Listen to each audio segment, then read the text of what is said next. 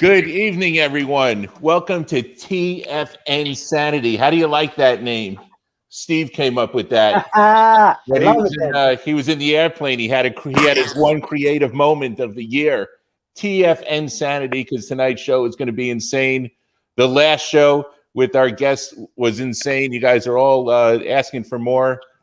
Before we start, though, we want to introduce our new sponsor, Rain Energy Beverages. Man, drink one of these. Caffeine lights you up. It gives you enough energy to fight 10 rounds, 15 rounds. And we're going to be doing a giveaway later, so pay attention to that. You all know Steve-O.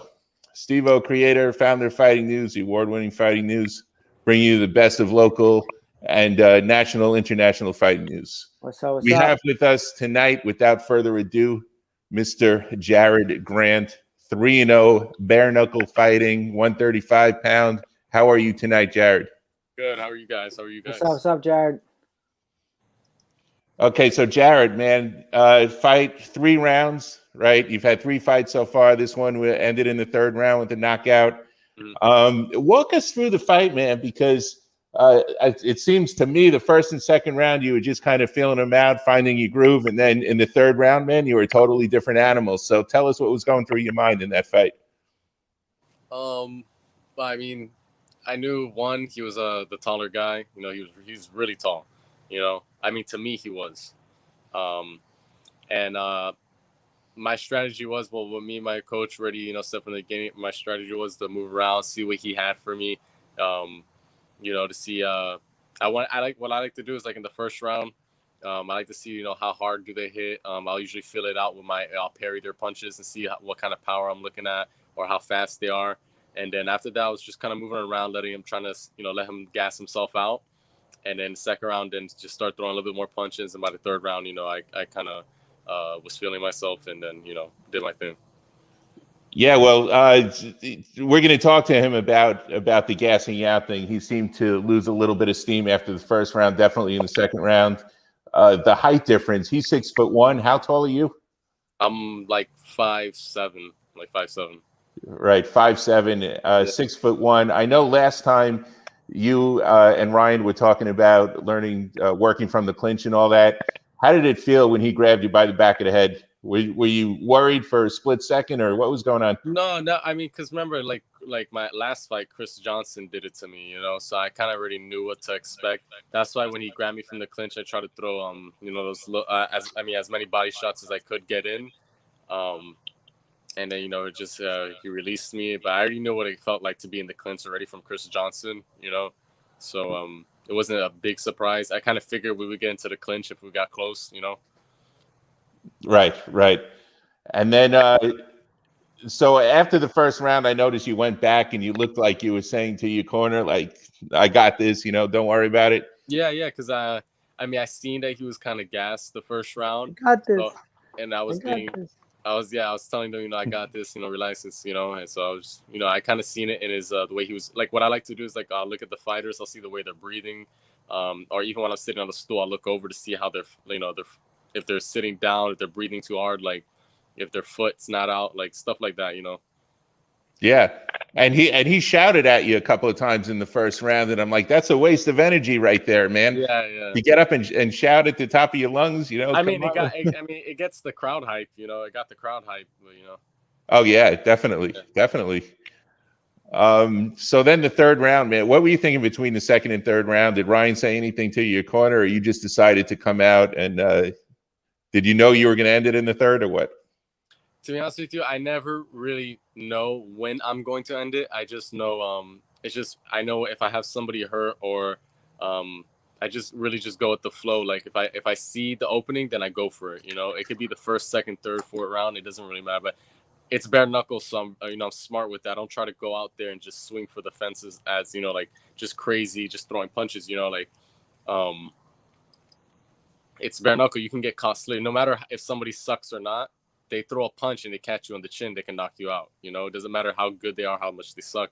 So I try to go there as smart as I can, you know, and not rush it so much. Exactly. Yeah, it just seemed like the light switch turned on in the 3rd round. Just the way you came out, your body language, the head movement, everything just seemed to click then. Yeah. And any hurt to your hands, your face, anything? Not really. I mean, my hands are okay. Everything was really good. Everything was fine. Okay, excellent. So after the fight, tell us about any talks with the organization or anything for a follow-up fight or anything. Yeah, Dave. Dave came out to me. He was like, "One more fight, and I'll give you a title shot." So, you'll probably see me fighting April 16th. Nice. And speaking of title shots, I mean, you saw Dat Nguyen and Johnny Bedford. What do you think of that fight? Because that's going to. It was an amazing fight. It was just nonstop action. Yeah, I think it was nonstop action. You're right.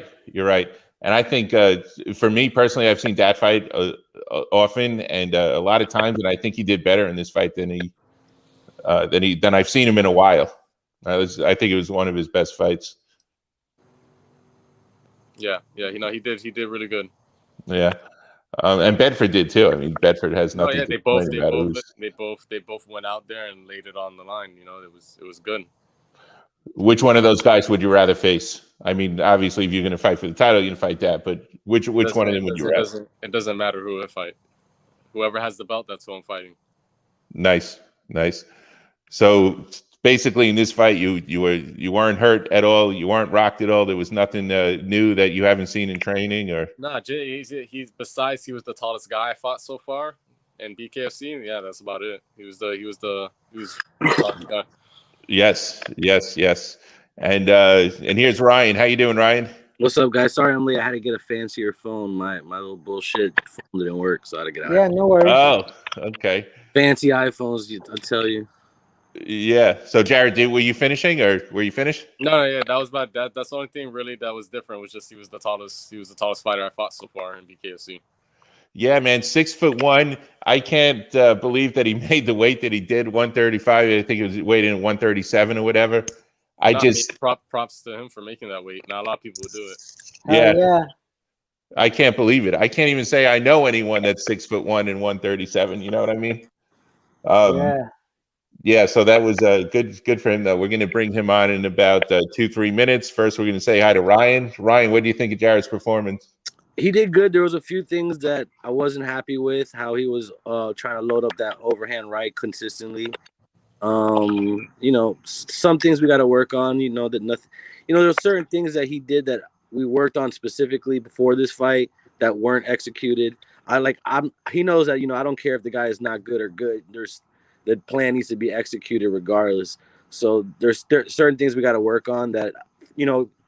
Luckily we fought someone that was a little more not as talented, but for the next few fights we're going to get talented competition. So we need to make sure that we're on our A game and we're following the game plan at all times. Right. So about that overhand right, Jarod, I know, it did look like you were swinging for the fences. You missed once or twice with the overhand right. Was that just because he was taller than you, or? No, that's because he was loading up and trying to take the guy's head off. That's what. Yeah, basically. Okay. If in the fight you see there was this one part where he threw like a straight 2 down the pocket and Brandon ran right into it. That was the game plan from the start. I was like, don't worry about loading up. He's too tall. You're gonna miss or come up short. And it's just it's fighting. He's learning as he goes along. So just there's certain things. The good thing about it is that we get to see it recorded through the BKFC stuff, so we could see it over and over and over, and we could adjust and correct the errors that we see. Yeah, absolutely. Tell us about the knockout. Was it that right to the body at the end, Jarod? Go ahead, Jarod. I can't really say what it is. I know it was a couple body shots. That I know he felt. It could have been everything played a role in it. To be honest with you, everything played a role. Yeah. It looked like, and the commentator said also they thought it was a delayed reaction to the shot to the body. It definitely kind of looked like that, but it was a beautiful ending.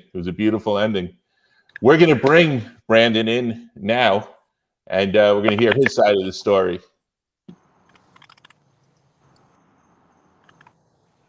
Right, Steve? Yes, sir. Here he is. What's going on, guys? Malo, Lambert. What's going on there? What's going on? First off, I didn't get knocked out. I slipped. I slipped down. So you know what? You need one of those clappers then, because you fell and you couldn't get up. You need one of those things, you know? I needed the life alert button. I couldn't find it. Yeah, I've fallen and I can't get it. No, big props to Jarod, man. Jarod had a perfect game plan, and he put it on me, man. I'm always talking about the weight cut, and one thing I want to say while he's listening is that's not to diminish your performance or what you did in there. The weight cut did play a factor in my gas, but I really don't even think if I had full gas tank, I think the fight would have probably ended the same way. Jarod is fucking legit. So we him tried only to tell having, you that. I know you did, and him only having one more fight for a title shot, I agree with that 1,000,000%. I cannot wait to see what this dude does. Yeah, absolutely. So I'm glad this all had a happy ending. So tell us what you guys are doing next. What's in the future here? Well, I mean, it sounds like he's going to be winning the world title sometime this year, and I'm hoping I'm going to be right alongside him watching it. They've invited. They were the first ones in my locker room, besides one of my best friends, Elvin Brito. Immediately after the fight, he didn't even have time to celebrate his win. They came over to the locker room to speak with me, and that means a lot to me. And they invited me to come and learn with them, and I'm going to take them up on that opportunity on Monday. That's awesome, man. Did you know you were going to do that before, Ryan, or what's the story? Well, you know what? I told him before I even knew we were going to fight him when we were talking on Instagram. I'm like, yo, you're more than welcome to come to the gym and work out with us. But now, honestly, after I see what kind of person he is, he's honestly a really good guy, you know? And I want to help him and show people that, you know, he could win. Like, he could really win. If he had the real training and he had some real, like, coaching behind him, he could win. Like, he has the balls. He clearly has the balls to do it. So, and he's got a record now, Ryan. Yeah, he's got an official record. And it's verified fights. And it's not even that. It's really, honestly, like, he had the balls to do it. Like, all these dudes that are trolling him and talking shit about him, they don't have the balls to climb up in there with Jarod. Like, you know, we know that. Like, so for him to do that and climb in there and fight Jarod, fuck the skills or fuck, you know, whatever. He had the balls to do it. And for that alone, like, he has open doors with me to teach him how to do this. Yeah. And like, I know, you know, he has his Muay Thai background and stuff like that, but this is more of a boxer's game. I know the MMA guys don't like to believe it. They're like, no, we could beat the shit out of the boxers, but this is more of a boxer's game. So if with his height and obviously his dedication to making weight, he can make 45 easy if he's making 30 something. Yeah. 6'1" at 145 with a mean jab and a left hand and actually knowing how to use it, he's gonna be a problem. A lefty with a good jab. Yeah, absolutely. Be a big problem. So Malo, let me ask you something. Is this something you want to do after your first experience? Fuck yeah, you want to train every day for bare knuckle? Yeah. Okay. I want to fight Chalback for the 145-pound title later this year, or maybe sometime next year. And I think with Ryan's help and with all the sparring that they got down at Slaughterhouse, and, you know, my other coaches and whatnot, I think I can make a run with that. I'm very, very excited to learn from Ryan, and I'm very excited to learn from Jarod. Jarod's 22 years old, but he has the mind of a 40-year-old in fighting. I'm very impressed with him, how he carries himself, and I'm fucking excited to learn from Slaughterhouse. Yeah, we've said it before when we've interviewed Jarod. You know, his composure in the ring is definitely, like you said, it's someone. It shows his experience, or maybe it's just his personality. Maybe it's just the way you are, and everything you do, Jarod. I'm not sure, but it definitely shows in the ring. Everyone can see it. It's an admirable quality. Brandon, I think, you know, and Ryan, just to go back with what you said, I think the other night showed that it is a boxer's world between that and you had Britton Hart, who was a big underdog against Paige Van Zandt, but she's training out in California with Haas, Janet Knuckleheads Boxing. That's a famous boxing gym. Right. You know, so they're all getting the experience and they're all taking it into the BKFC world. So now you got Brandon, He's 6'1". He's going to make that 145 weight class. He's going to be the biggest one in there. He's going to have the longest reach. And that's the thing too. The training on a daily basis, right, Ryan? Yeah, I mean, he's more than welcome to do what we do as a camp every day. Like, he could come work out with us every day, and he knows I got his back, because we talked about this already. He knows I got his back. But honestly, to be real with you, I think if he actually got some real sparring, some real training, and not to put down the MMA guys, because honestly, I don't know anything about MMA, but every time I've ever seen the MMA people spar, they spar like in a group session, and they're not really hitting each other. You know what I mean? This sport, you need to catch a beating in a gym to climb in there and take gloves off. If you're not getting beat up at the gym, when you get hit with that bare knuckle to the body, and Brandon will tell you, the headshots, yeah, they suck. But those body shots are the worst with the bare knuckle to the rib cage. Yeah. So, Brandon, is that why Brandon in the rest of the fight, when you got him in the clinch behind the head, you didn't pursue that again because he was clocking you? No, the reason I didn't pursue the clinch is because he was fucking defending it so goddamn well. He pinned my arm to my hip and I couldn't hit him. Yeah. Like, this dude's fucking good, man. Like, he's good. He was doing everything right. Like, the body shots hurt, and let me go through the back of it real quick, or the ending of the fight. Yeah. He hit me with a body shot. It wasn't a delayed reaction. I knew he was coming with that hand to hit me in the face. I turned my head, and he hit me behind the ear, and he put me the fuck out. The body shots hurt because I had to go get my ribs checked out. I thought he broke my ribs. But it wasn't like the body shots didn't hurt as bad as I expected them to. But that wasn't what ended the fight. What ended the fight is that he knocked me the fuck out because he hit me behind the ear. And I'm not saying he hit me illegally or anything like that. I'm saying he rocked the fuck out of me and I fell down. So it wasn't it was a body shot that set it up, because that's what put me against the ropes.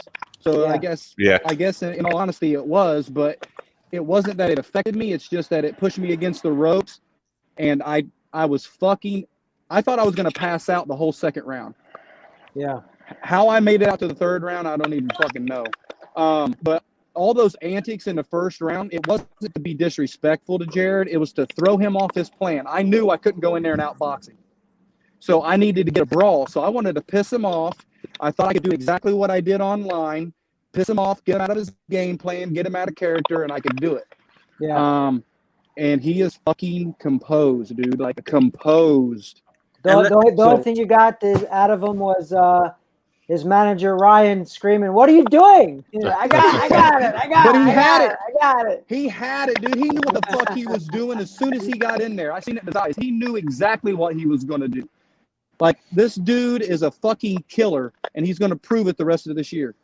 No, and you guys got to remember too. Like, let's not put this about Brandon. Brandon had to fight Jarod for his first fight. Like, that's fucked up. That's not an easy task. Like, that's what he wanted, though. No, he asked for. Look, if Brandon would have fought the guy that fought Travis Thompson, I don't even know what's his name. I don't know. David Morgan. David Morgan. Brandon would have beat the brakes off of David Morgan. He would have beat with the skill he has right now. He would have beat the brakes off of David Morgan. But he took the tougher fight. He took the guy with the 2-0 record. You know, he took the tough fight. Like, I can't take that from him. Win or lose, that shit right there, to take the guy that's 2-0 instead of a guy that's a newcomer like you, that takes balls. Appreciate that, and Ryan. You made it into the third round, which is that's admirable too. You didn't get knocked out in the first, and yeah. I made it to the third to go down. Well, no, our game plan honestly was never to knock him out in the first round, because we knew that he was going to be aggressive and he was going to try to, like, swing with everything. So we just basically moved around and circled the ring and let him do whatever he wanted, because we knew that he would eventually gas out because of the weight cut. Yeah, that was a tremendous weight cut. How much weight did you lose exactly, Brandon? 39 pounds. 39 pounds, man. In 30 days. Yeah. I feel gas in 30 days. I feel gas 10 pounds. I can only imagine 39. I know. Well, as it happens, and I was 12% body fat. You're 12% now, or you were? I was. You were. So before I cut. What were you after the weight cut? You must have been at, like, what, 2, 3? I didn't check. I was fucking dead. Yeah. I didn't check. I didn't have an IV. I didn't rehydrate myself the way that I needed to. I underestimated the effects that weight cut have because I've never cut weight. I've definitely never cut 40 pounds. No, and I was watching Brandon stuff his face the next morning after weigh-ins at breakfast. I went to the same place where he was eating breakfast at. So I was sitting there waiting for my table. He's stuffing his fucking face. Then I come back after I'm done eating. He's still stuffing his face. I'm like, what is this kid doing? I'm like, this guy is not. Day of the fight. In 30 days. I was starving. Day of the fight, just stuffing his face. And another thing that I did to him, which was, it was fucked up, but it's part of fighting. And maybe now that he's messing with us and I'm going to work with him, I'll teach him some tricks. So Brandon didn't make the weight to like the contracted weight. So you guys know that you get an hour to lose the pound or whatever, So him and I negotiated after he didn't lose the pound. Him and I negotiated to, come to an agreement that to make the fight anyways. Brandon, we wanted to fight just as bad as you did, right? So if you said no, F you about negotiating, I would have still took the fight anyways, and you would have got your pound, and you wouldn't have had to run outside, and you wouldn't have had to do all that shit. You're an asshole, bro. I literally and because you know what it was, he's such an internet guy. He put himself like video of him in the bathtub with the Epsom salt. I use that as a torture technique to my fighters who don't want to make weight. So like I already knew how his body was. So when I seen that he wasn't on weight, I didn't give a shit if he couldn't do nothing to lose any more weight because I knew he had nothing in him. So I was like, yeah, I'll give him the hour, no problem. And I knew he wasn't going to lose anything. He lost 4 ounces. How'd you do it? He had nothing left. Nothing left. My mouth was so dry, it was insane. I was trying to chew gum, and you could have negotiated that like without even doing that whole hour. You could have been like, nah, bro, let's work something out. And I would, but you didn't know any better, so I just kind of showed you like, well, it's who you know, not what you know, Brandon. Yeah, well, to be honest with you, I was dedicated and determined to make that 130. Like that was my fight. No disrespect to the fight, because but like that was my fight because nobody believed I was going to make that weight. So I wanted to make that weight. And my body just stopped. I mean, I was in Paige's room in her sauna trying to cut the extra 1.5 pounds. And I was in the sauna for like 40 minutes and I couldn't sweat no more. Yeah. But I've been able to shave your head for an ounce, maybe. Yeah. But I knew I wasn't going to make it. So I was like, whatever, fuck it. So, but I am so thankful for this experience. Like Jarod didn't have to take this fight. Even when it was offered, he could have been like, fuck that. I want to fight somebody, with a record. And so I thank you guys so much for allowing me the opportunity to live my dream. Because like even if I don't get another shot, which I think I will, I live my lifelong dream. So that's why I'm not embarrassed by my performance or embarrassed by anything that happened. I got to do something that not a lot of people get to do, and that's live your motherfucking dream. So I thank you guys for that. Hey man, I you made. I'm Team Malo all day. Look at that. There you go. There you you got the go. sticker on the back of his phone. Yeah. Hey, no, listen. There's one thing I'll give him. There's not a person in BKFC that's better at marketing himself than Brandon. Hands down. Thank you. Not one. There's not one. Yeah, again, we said it before. I'll say it again. Congratulations for talking your way into a big stage like that. Now you can have another opportunity. You're going to fight it at a bigger weight class, heavier weight class, which is going to be easier for you. You picked up a good trainer here. Yep. You're going to have good sparring partners, man. Good for you, man. Definitely. And speaking of the weight cut, because before you say that, Matt, I just wanted to ask Malo something about he was calling out Good John. Yeah. So what's that about? What do you want with Tyler Goodjohn? He called me out when he first came to America. Okay. I'm a gangster. I answer call outs. I'm going to fight Tyler Goodjohn before I retire. If I have to fly to the UK and beat his ass, that's what I'll do. All right, but let's train a little bit. Let's train a little bit before that. Let's do that, Coach. Let's do that. Yeah. Talk and train at the same time. I got mean jab, I tell you. You can talk all the shit you want, but I'll tell you when we're ready for Tyler, bro. I'll tell you. Let's do well, that. we got to put him, Ryan, in. Let's go get a win. Let's go get a win against somebody else. Let's do this correctly, and then build you up the right way, and then we'll talk shit to Tyler when we're ready for Tyler. We'll do it. All right. We'll do it.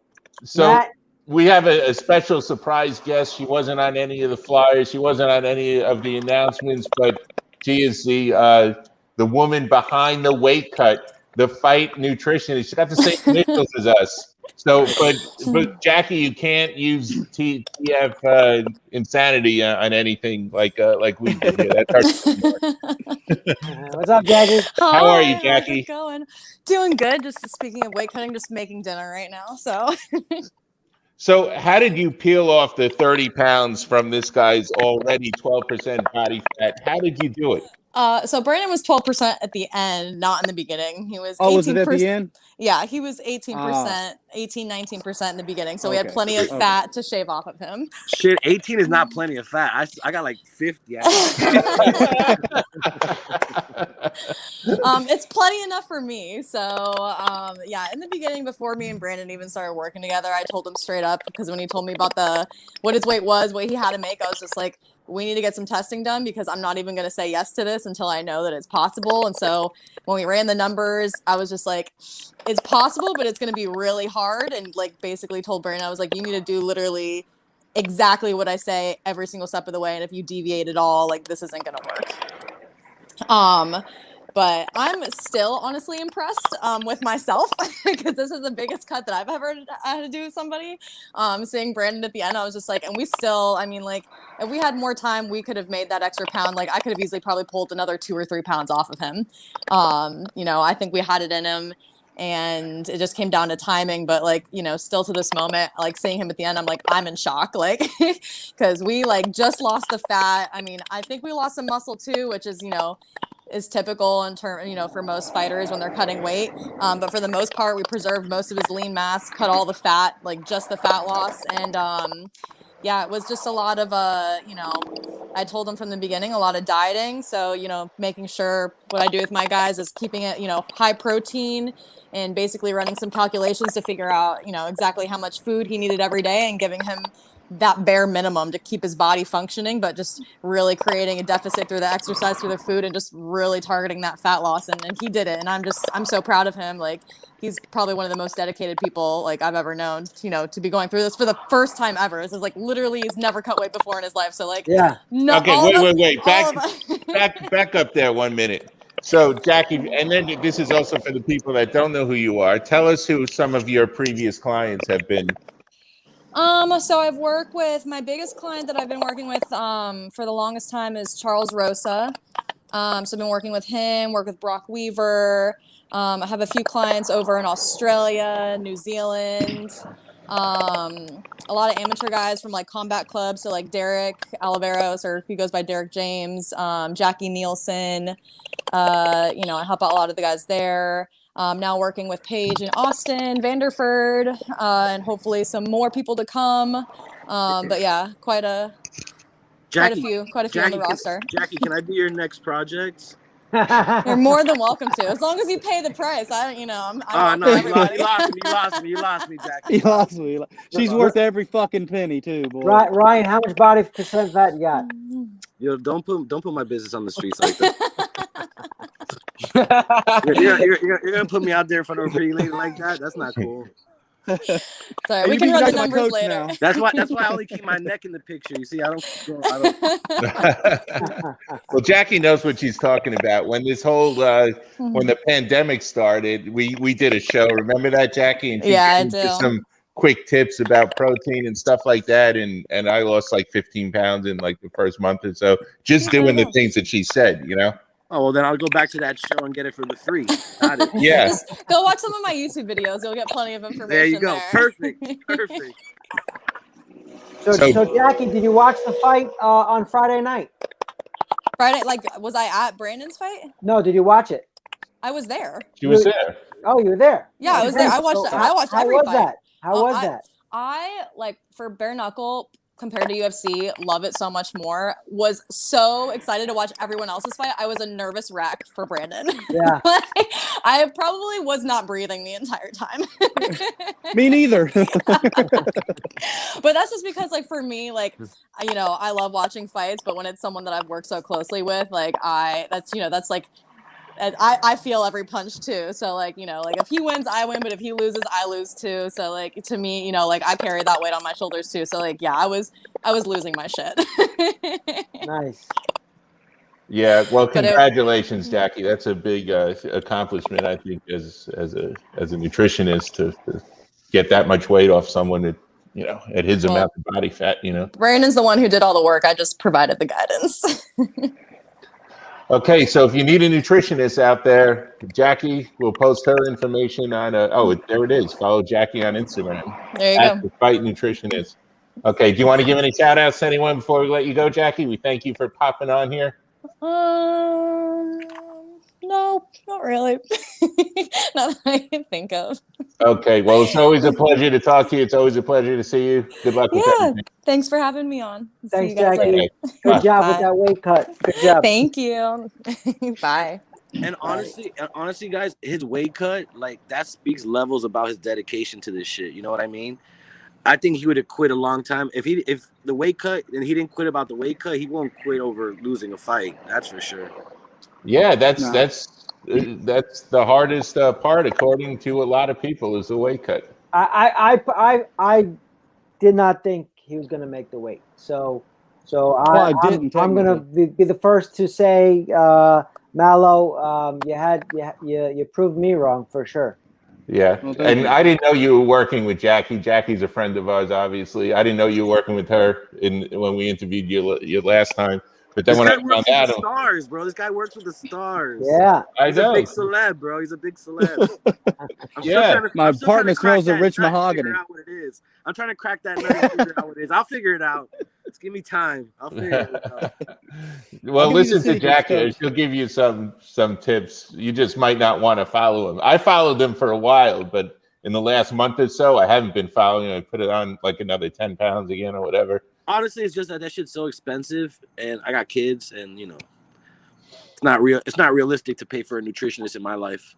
Yeah, yeah. Well, I got the free advice, and I did what I'm not purchasing meals or anything. I was just following the advice she recommended things like more protein, obviously less carbs, things like that, less sugar, things like that. Yeah, but there has to be more of a secret to it, because Brandon's my age, so for him to cut that weight like that's impressive, because I know as an older person, it's harder for me to lose weight than these kids. Yeah.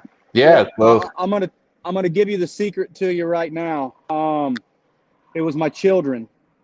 I wanted to make this safe so my children could see me, and there was fucking nothing on this earth that was gonna stop me from doing that. Yeah. I haven't seen my kids in almost 2 years. And if the only chance of them seeing me was to get on that fucking TV, I would have killed myself to make that weight. How old are they? How old are your kids? My son will be 4, or actually he just turned 4 on the 21st of January. My middle daughter, Indiana Scarlett, is 6, and my oldest daughter is 8. Or she'll turn 8 in April. And where are they? Where do they live? I posted on my Instagram today where she filed to strike my motion for visitation off the record, so they won't give me visitation of them. So I think she's in Washington State, if I'm not mistaken, living with her mom. Right. Well, that's so fucked up too, man. Because honestly, I don't know your personal situation, but you don't seem like a douchebag that deserves some shit like that. So for I cheated on my wife. No, who gives a shit? That doesn't matter. The kids have nothing to do with that. And honestly, all those people online, we took a shot at you just to be a dick to tell you to relax a little bit. But all those other dudes, cause I was watching another podcast you were on, and all those dudes that were fucking bashing about that shit, they're dickheads for that, because you don't give off that vibe of being a douchebag.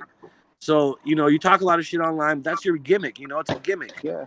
And you're doing good at it. But as a person, you're a good person, bro. So you don't deserve whatever that. I read some of that shit that you posted about your wife and stuff. So it's fucked up that you're going through that. I really feel for you, bro. I appreciate that, Coach. Thank you very much. Right. It's not just me though. It's a lot of people, a lot of fighters right now. They're going through the same thing, and it's just that situation. I mean, spiteful mothers make deadbeat daddies. A lot of deadbeat daddies are just broken fathers. Exactly. Well, listen, Malo, we appreciate you coming on the show again. We look forward to what you're going to do in the future. And we appreciate you, man. Is there anyone you want to give a shout out to before Well, I got to give a shout out to Jarod, Grant, and Ryan Prez for making my dreams come true. David Feldman, Nate Shook.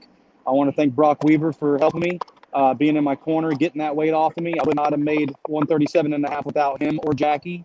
I want to thank King Mo, American Top Team, Gabriel Oliveira, Conan Silveira, and all the supporters and all the haters. I mean, the haters are talking shit about me, but my name's still in their mouth. Me and Jarod have the most talked about fight besides Tay Sterling. So I'm very, very proud of that. We were the first fight of the night, and people are still talking about it. So they're going to talk about his next fight and the fight after that, and they're going to talk about my next few fights. So I appreciate everybody's support, and look out for me hopefully come either April or early summer. And I will be in Miami to support Jarod his next fight. Let's go. Thank you. Excellent. We look forward to having you and seeing you at the show and having you on the show here again. All right, thank you, sir. Absolutely. Thank you guys very much. You guys have a Thanks, good night. Malo.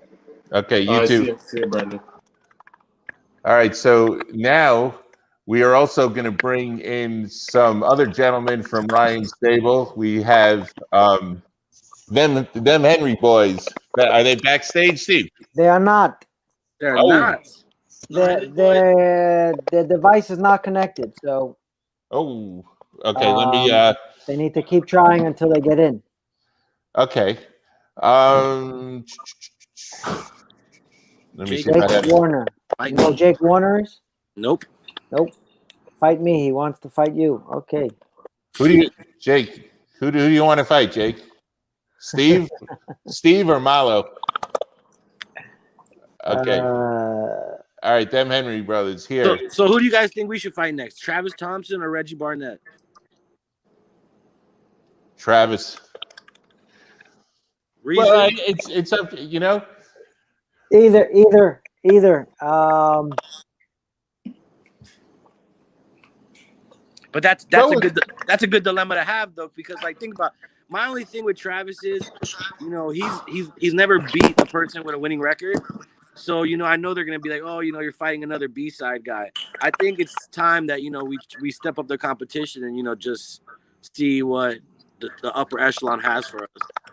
Yeah. Right. Well, in this sport, being 3-0, right? That's it. That's A-side material right there. None of the other guys that had title shots were, some of them were undefeated, but they got title shots on their 4th, 5th, 6th fight. So right, and honestly, I'm not putting nothing behind Dat or Reggie or Bedford, but I mean, Jarod has 3 knockouts in 3 fights. I think Johnny has 3 knockouts. Dat has 1, if I'm not incorrect, and then Reggie has 1 or none. Reggie has 1. Yeah, 1. No, Reggie has 1. 1. Right. Reggie has 1. Jarod, did you spar with that? Did I see that on Instagram a couple of weeks ago? A picture, not a video. Right, a picture of it. So you did go up there and you sparred with him. So you're familiar with him. I sparred with him. Okay. You want to comment on that at all, or? What happened? Do you want to comment on that at all, or? I mean, it was a good sparring match. I wouldn't say it's nothing I can't handle. It would definitely be an interesting fight if me and him fought together. Okay. Yeah, I think it would be interesting too. He's having a party. Sure. He just invited us to Matt. Dad invited us to a party? Yeah. Who's us? Did he invite the Henry brothers too? Anyone who wants to come. Because you're just announcing it in front of everyone. So you guys want to go to a Vietnamese restaurant up in, where is it, Vero? Vero Beach. For sure. We'll work out in Dad's kitchen and then we'll eat. Yeah, man. He's got some secret stuff there that he's what's it? The soup, the pho. He swears by it. He says it gives him strength and his superhero powers. His superhero powers, right? Yeah. So introduce who we just came into the show, Matt. Okay, we have the Henry brothers. You guys want to introduce yourselves, please?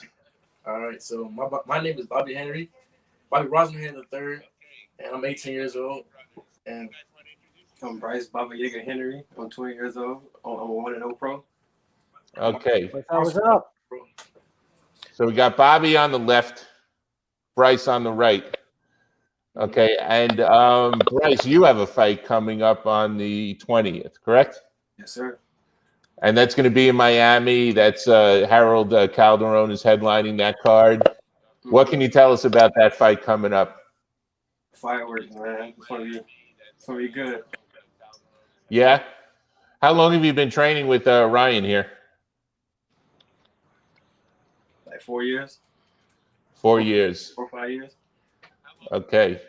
And they came to me when they were novice fighters, still in the amateurs, and then I turned them open, and they've been with me since then. Nice. So basically, Jarod was your first fighter, right? And Correct. And then these guys, was there anyone else? I was the head coach at Davy Powell for a while too. So I had a bunch of the Davy Powell kids like Christian Nonis and like Sasha, Eric. I worked with all of them, tutors. So I mean, it was just that once I left Davy Powell, that door closed, and select few left with me, and Bobby and Bryce left with me, and Jarod left with me.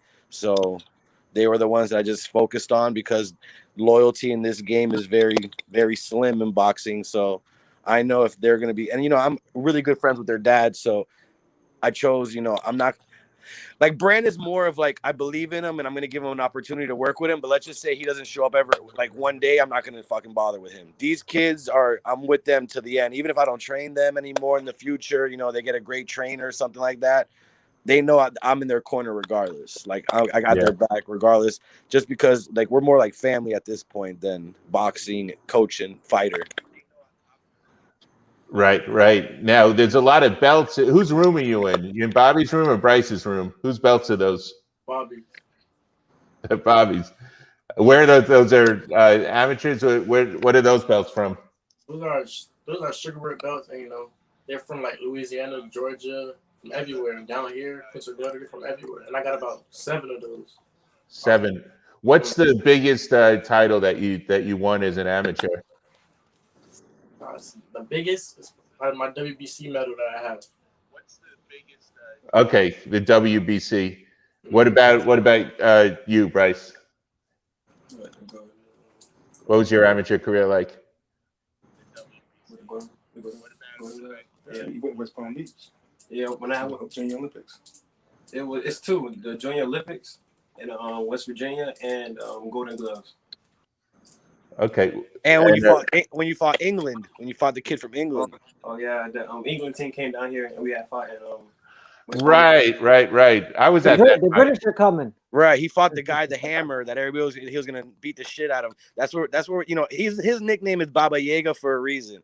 Because everywhere we go, they try to put the killers on him, and he beats the brakes off of them. So he's Baba Yaga. Like you can't. He's a guy who you send in after the boogeyman. Yeah, you send him in after the boogeyman. Yeah, and that's why I've had him in camp. He sparred with Jason Rosario for the Charlo fight, and he must have did like 10, 20 rounds with Jason.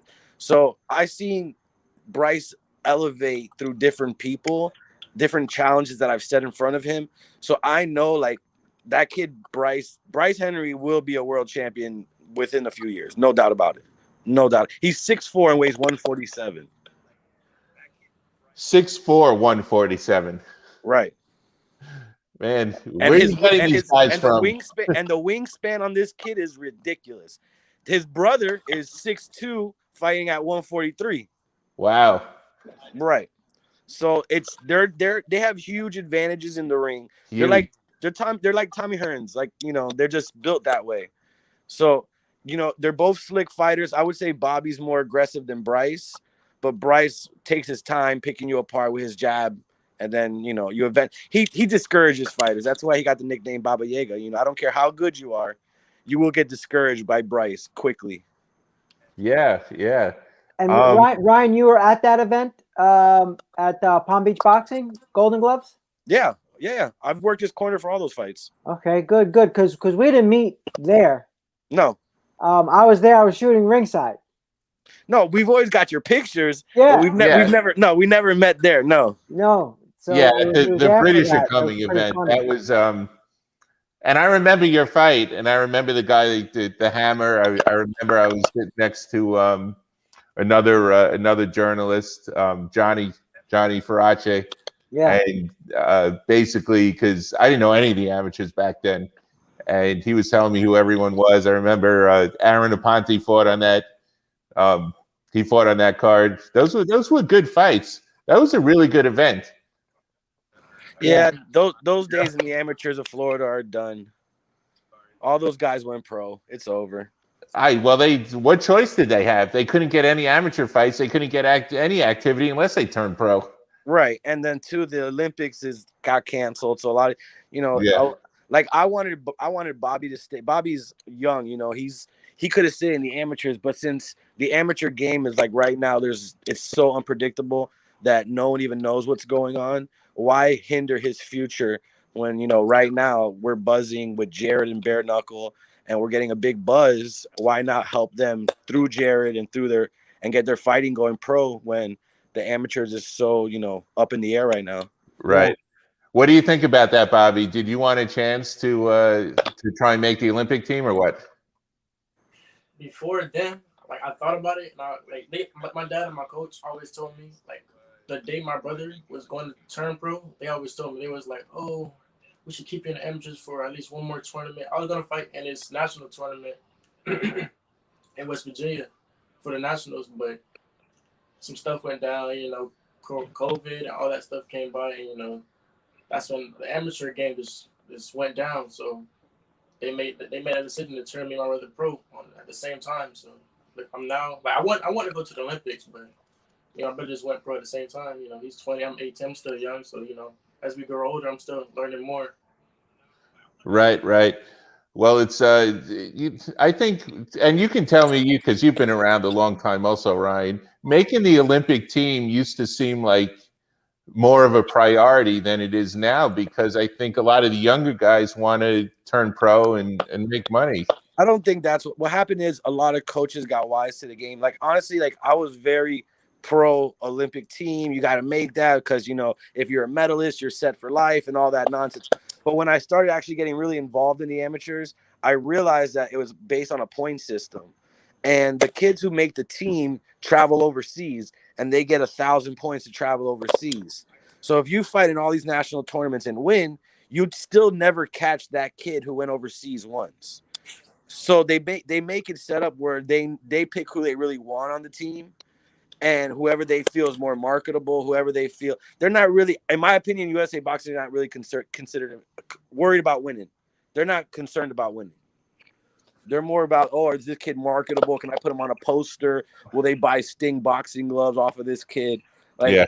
I feel like USA Boxing is right now in a bad state, in a bad direction. And I really think the only thing saving amateur boxing is Sugar Burt Boxing, because he's the only one like actually doing the tournaments, actually having the kids fight. USA Boxing, like they sent out, you guys aren't members, but they sent out a letter like 2 months before the national tournament telling everybody, make sure you register because we're not going to have anybody register at the national tournament. And then they canceled the national tournament. They were just securing those re-registrations. So Exactly. Yeah. So it's like stuff like that made me turn away from the amateur boxing. Like if I like my son fights, my son's 14. I'm going to fight him this year in the amateurs, but it's not something where I'm like, oh, we're going to go to Olympic trials. We're going to do this. We're going to do that. Because I already realized that that doesn't really matter. It doesn't really matter.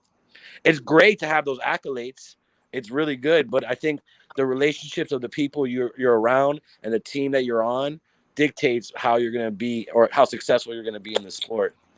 Do you watch the trials each year? Do you watch them through USA Boxing?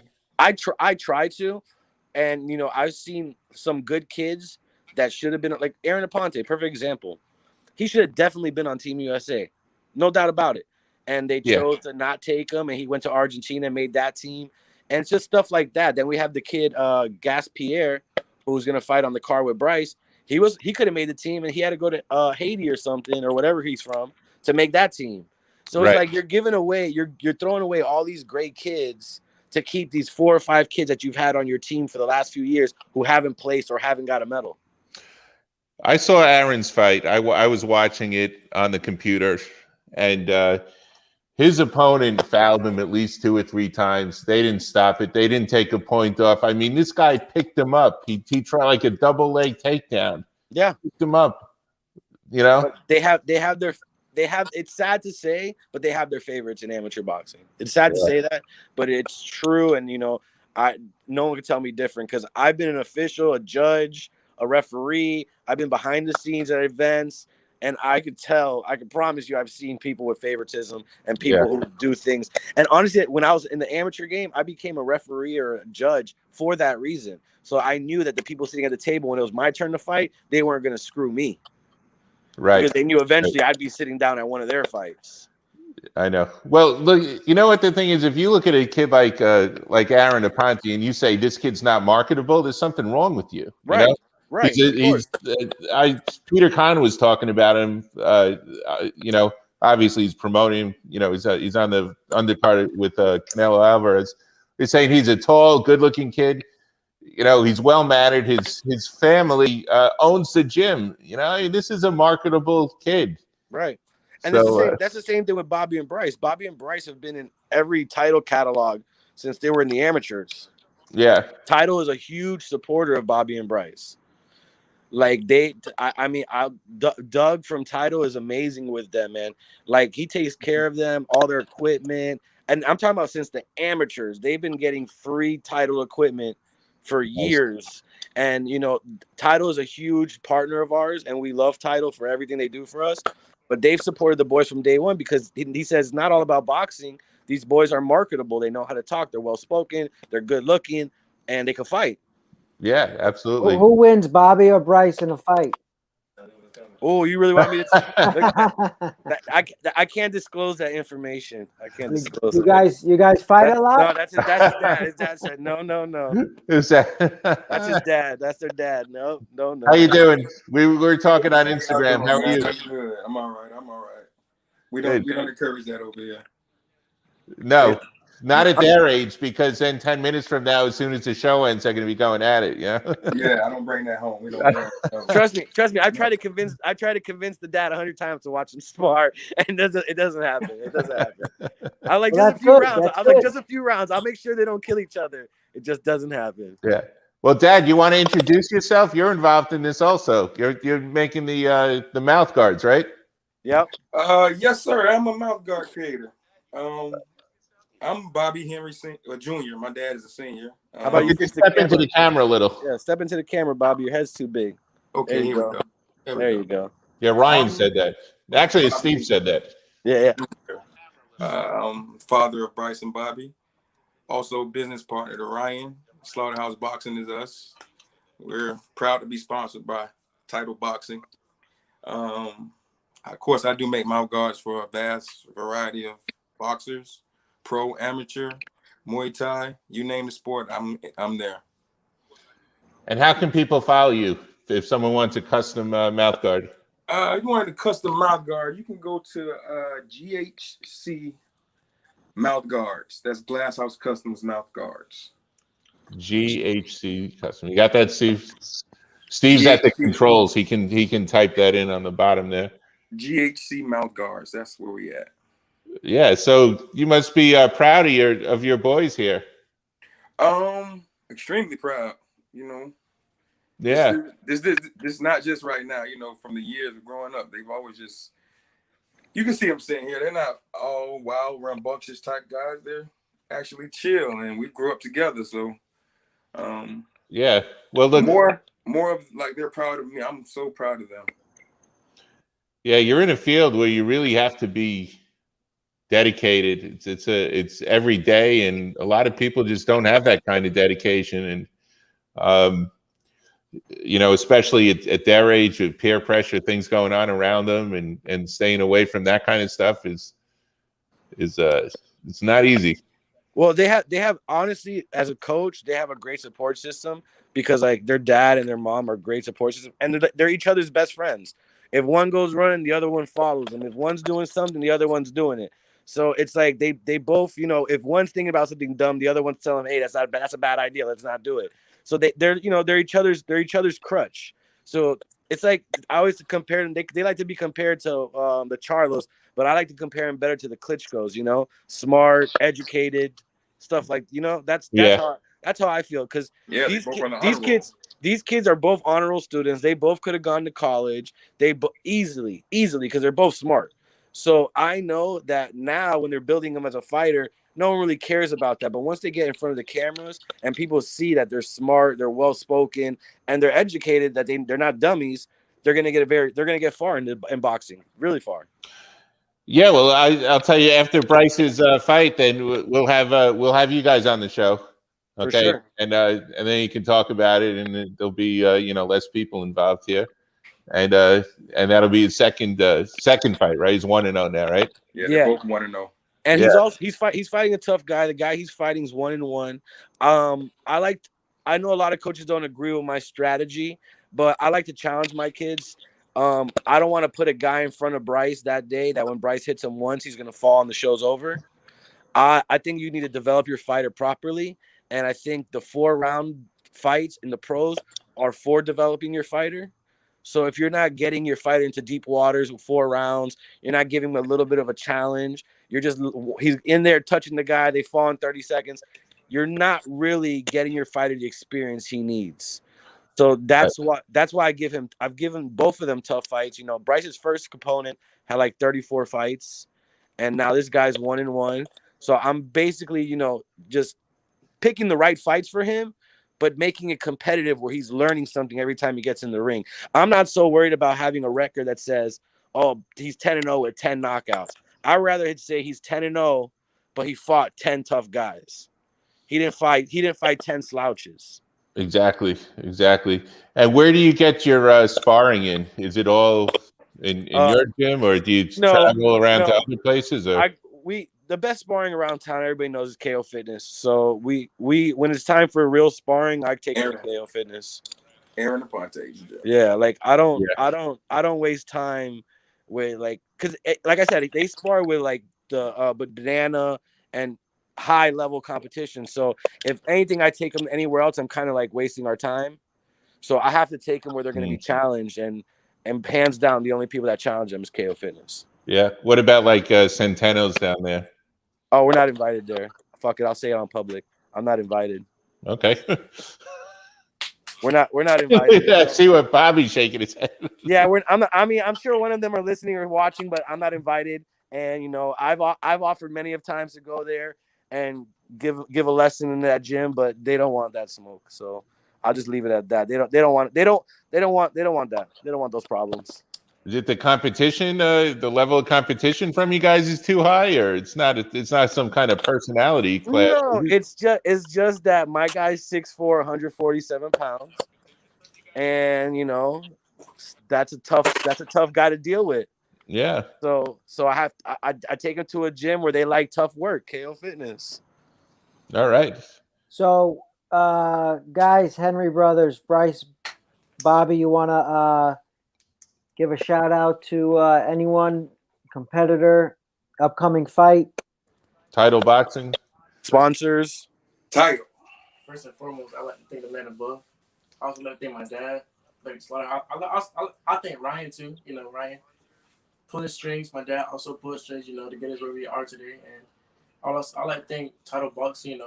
All the gear, everything they gave us. Also like to thank my brother too. Also, and Nelson. What was the job? Renella Management. Yeah, Renella Management.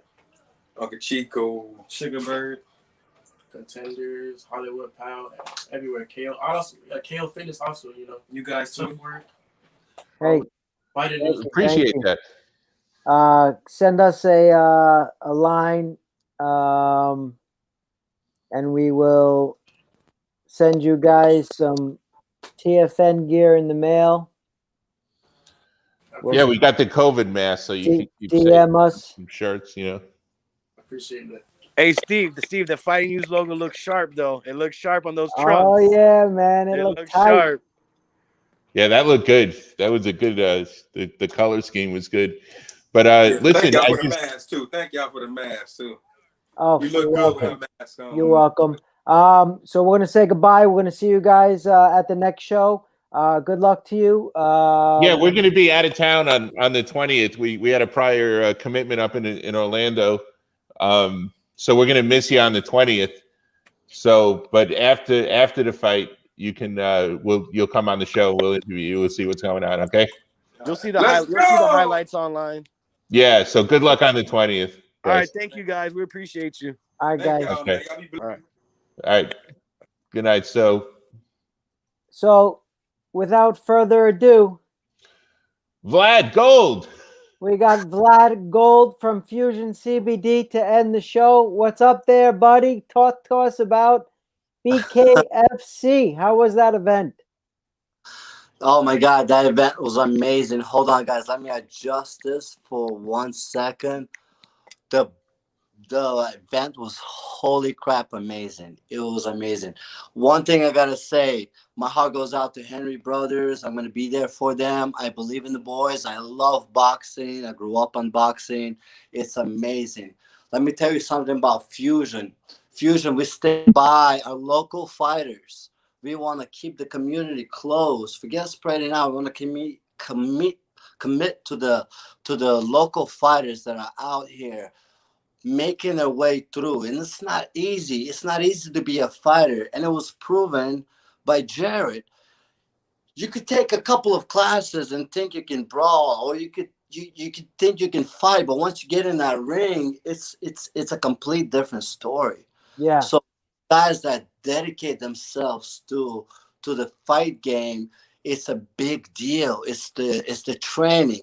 It's not only the fighting, it's the conditioning, it's the preparation, it's the mental, it's your coach, it's your team, it's everything. It's the believe in yourself, you know? And right away you can tell if you believe in yourself or you don't once you get in that ring. Your coach can coach you all the knowledge you can, but your coach cannot fight for you. Right. Once you get in there, your experience will show. If you say you had 40 fights, your experience would show. Not to take it from Malo. I don't want to say nothing bad. The guy is a humble dude. He's trying to make his way through. But honest opinion, I don't think he got what it takes. I mean, I'm sorry, guys. I'm sorry, but I'm not sorry. I just have to say this. I want to see him progress, but I think he needs more training.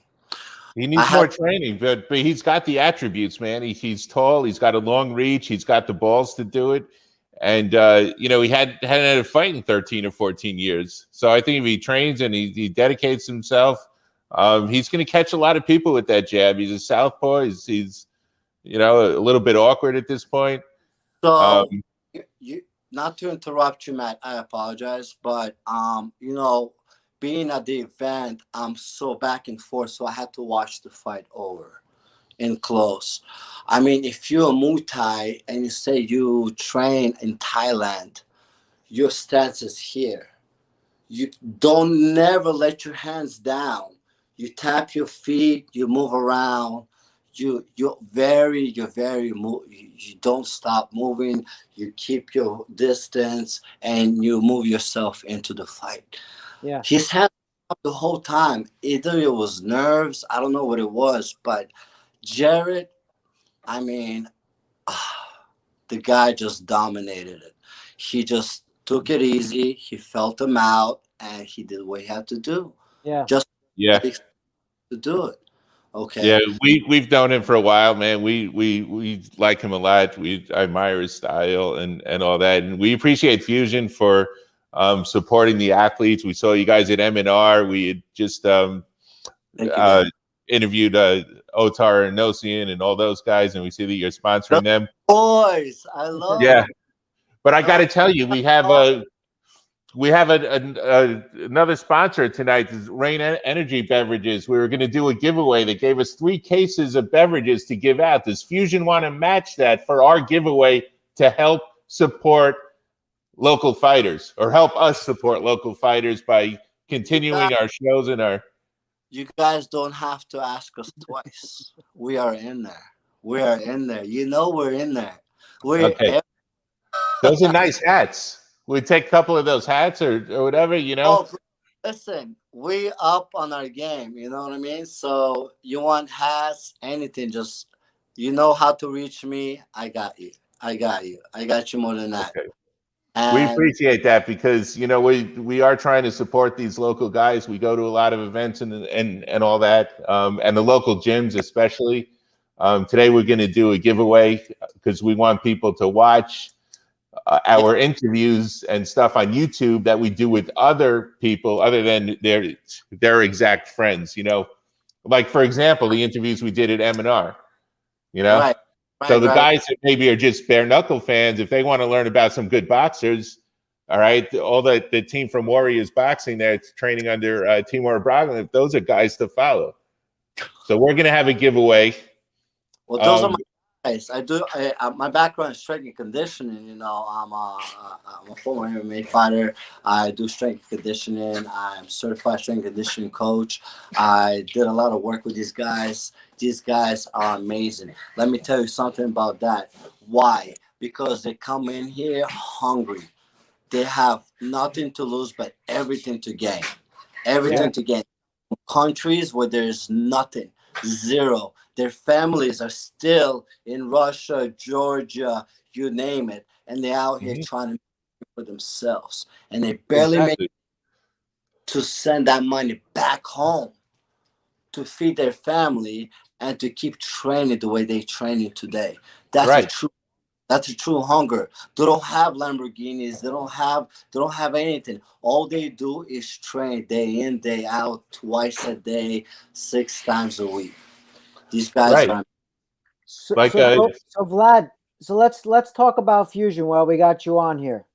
Yes, sir. So tell me what Fusion CBD capsules premiums does for you. Fusion, well, first thing first, I like to take that in the morning. Yeah. Well, I take coffee, but when I take coffee, I get jitters. So when I get jitters, I take those capsules, and it kind of focuses me out. Especially dealing with anxiety and having 1,000 things on my mind, I kind of focus in. Right? Do they work right away? Absolutely not. It takes time for them to kick in. Right? Do they work right away? Is that a magic pill? Absolutely not. It's not a magic pill. But it takes time. You have to take it like medicine. Your body first wants to reject it, then it adapts, then it starts to work with your body. Everybody is different. Everybody adapts to the capsules differently, just like any other. You know, so I am not trying to be biased, but I take it myself. I take CBD Focus. I take sleep, CBD Sleep, and it works for me because I drink a lot of water. So let's take it. I drink a lot of water. I wake up four times in the night. So, but the best part about it, I go right back to sleep. And when it's time for me to wake up at 6 or 5:30 in the morning, depending on my schedule, I wake up, no grogginess. I have my REM sleep, and I feel rejuvenated, and I feel focused, and I go after my goals. So you just see the problem with people say, oh, I take one, I take two, it didn't work for me. Well, it's just like with anything else. Diet. Oh, I tried it, it didn't work. How did you try it? The funny thing about this, right? It's just like nutrition. Your body likes schedule. If you take it at 8 o'clock, 12 o'clock, 9 o'clock, and you continue that, your body adapts to it and starts to work with it. But if you take it, oh no, it doesn't work. Oh, I don't understand why. What happened? Like, no, any medicine works the same way, you know. So I am the byproduct of myself, of using the capsules, of using the drops, of using even CBD cardio. I use the CBD cardio for my workout. I drink it while I'm working out to get the pump. I do not like pre-workout because it elevates your heart and doesn't let your heart drop. But it keeps your heart level just above 160, you know, and you keep that pump and you keep that energy off and you relax, you know. So what's the next show you going to, Vlad? When are we going to see you again? So, well, when the boys are on, I want to go see the boys fight. I want to see that. I want that next one. I think it was what was it, the 20th? It's the 20th, yeah, and we're going to be up in Orlando. There's a promotional company from New York asked us to cover their show a couple of weeks ago, Right. and yeah, so we're going to be going up there. But I like a lot of guys on that card. Gaspard Pierre is fighting on that card, and Harold Calderon, and Amazing. My goal yeah. for this is to attend as many shows and make my presence felt and talk and meet new fighters, and because there's so many upcoming talent coming up, and I just wanna talk to everybody. I just want to talk to the people that are in our community. Forget Mississippi, Atlanta, Georgia. I wanna get Florida locked in. I want to get that circle nice and tight. You know, then we can You start. go to Titan? Are you going to go to Titan FC on Friday? Do you go there or the MMA? Actually, I was just at Ghost Academy this afternoon. These guys are ready. These guys are going to be there. Yeah, you guys are going to be there? I think so. I wanted to, we've been so busy that we didn't make plans for it yet. I didn't realize, I'm not going to talk. See, I didn't realize it was Friday, but yeah, I want to see a couple of people on the card. Who's fighting there from the Goat Shed? It's been a busy month. I don't really have a list right in front of me. They have about 3 or 4 guys fighting there, and I don't know names because I don't want to get anybody wrong. And but from what I've seen today, from the training, they're ready. They are so ready. I see him as doing an amazing job. He's an incredible coach. He has this talent to uplift their fighters, but also in a skillful way, right? He just doesn't tell them what to do, but he's just embraces them as their like sons and daughters, right? It's the best way to coach. What I've seen today just by far so amazing. And coming back from when we were training, hey, you want to train? Go ahead. If you don't, you know the door you came in. That's the same. Get the fuck out. I'm sorry for calling. Yeah, But he embraces every single student that comes in there, and this is how the success is. He gives everybody the same attention, pro, not pro. Everybody gets the same attention from Asim and the Goat Shed. And I'm not trying to guys because we're so close and so on and so forth. But I believe that's how Coach is. That's how Jarod is. That's how the team is. You know, that's why I believe so much in Jarod. The guy is amazing. His skill set comes from the camp. You know. Yeah, man. It takes a family, right, to grow somebody up. How does uniform look? The uniform for Jarod. For Data? For Jarod. Oh, for Jarod. Oh, we got some big plans for Jarod, brother. Did you see his uniform? How'd you like it? I loved it, man. The uniform. Yeah, he said he commented on the logo, on the uniform before. Like gold, right? Wearing That's gold. right. Gold, baby. There you go. The next one is gonna be off the chain. We got him his custom made boxing shoes. We're gonna do some more on a higher level. I want to see Jarod rise and be the 135 BKFC champion right there. I said it. Yeah, I don't problems, no beef. I believe in the guy. I see and I pay attention, and I think he got what it takes. It's my be humbling opinion. Jarod, Vlad, let me ask you something. Yeah. It's 8:14 on a Tuesday night. You have any drinks? No, but I am cooking. And my girlfriend isn't here, and we're trying to cook. Okay. Yeah. I mean, let me take you through a tour. I'm not shy. Okay, give us a tour here. I'm gonna give you a tour. Okay? This is my little Vlad, Listen, man, I love talking to you. I'll see you in Titan on Friday. I got to go help my son do his Spanish homework because he doesn't have any homework. But it's been good seeing you, man, and we'll talk. We'll talk soon. Yeah, and that Matt. Yeah, and I'm glad Fusion's going to be on board with our viewer giveaways here. We're going to put all the details up on the Instagram. But contact me directly, please. Yeah, we will. Oh, absolutely. Yeah, definitely. Like, contact me directly. Don't put it out there just to put it out there because it's not serious.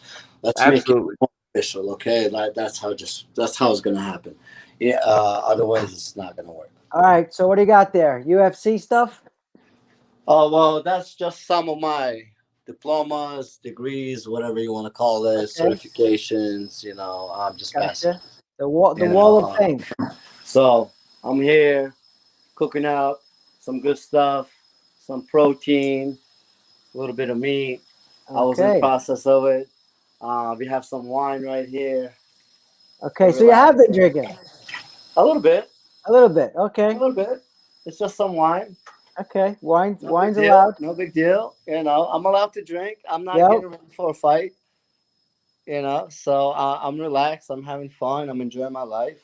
I do what I have to do, and nighttime is the time I relax. You know, so what can I say? Sounds good. Sounds good. You know, so, but as far as Fusion, we stand behind the fighters. We are here to support local communities. Steve, thank you so much. Big shout out to you.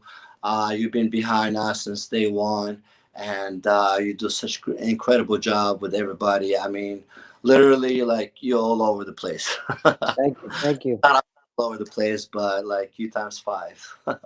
You know. Thank you.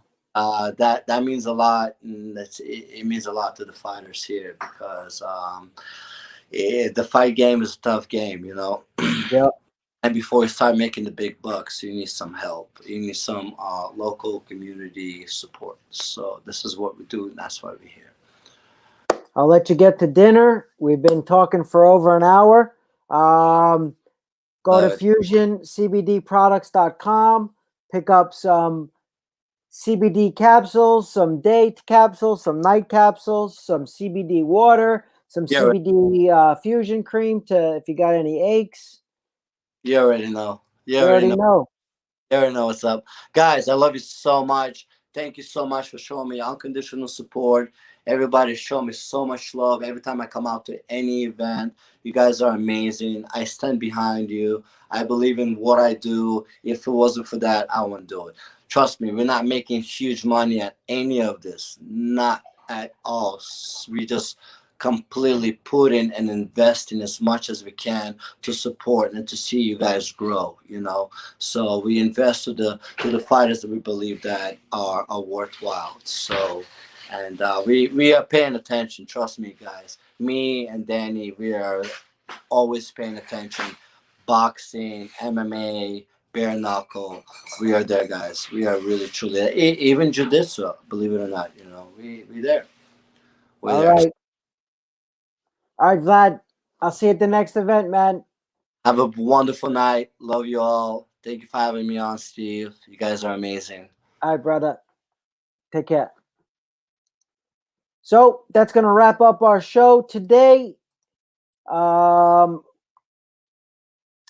going to wrap up our show. Rain. Thank you to Rain Body Fuel. Follow them on Instagram. It's at Rain, REIGN, Body Fuel. And also, they are going to sponsor a winner. Matt's going to pick it on Instagram. Make sure you get someone to follow us on Instagram, which is at _fighting_news. Get a friend. Tell us this is the friend that signed up, and you'll be in the pick for us to pick a winner. Follow us on Twitter at The Fighting News, the website thefightingnews.com, and of course on Instagram, we're _fighting_news, and YouTube, The Fighting News. We have hundreds of videos of local Florida fighters, people from out of state. We have up-teen amateur fighters on there, and believe it or not, we interviewed the future champions of America on the Fighting News. So thanks again to Rain Body Fuel for sending us a bunch of drinks, energy drinks, and that's a show. Thank you so much. The Fighting News out. Hope you enjoyed TFN Sanity tonight.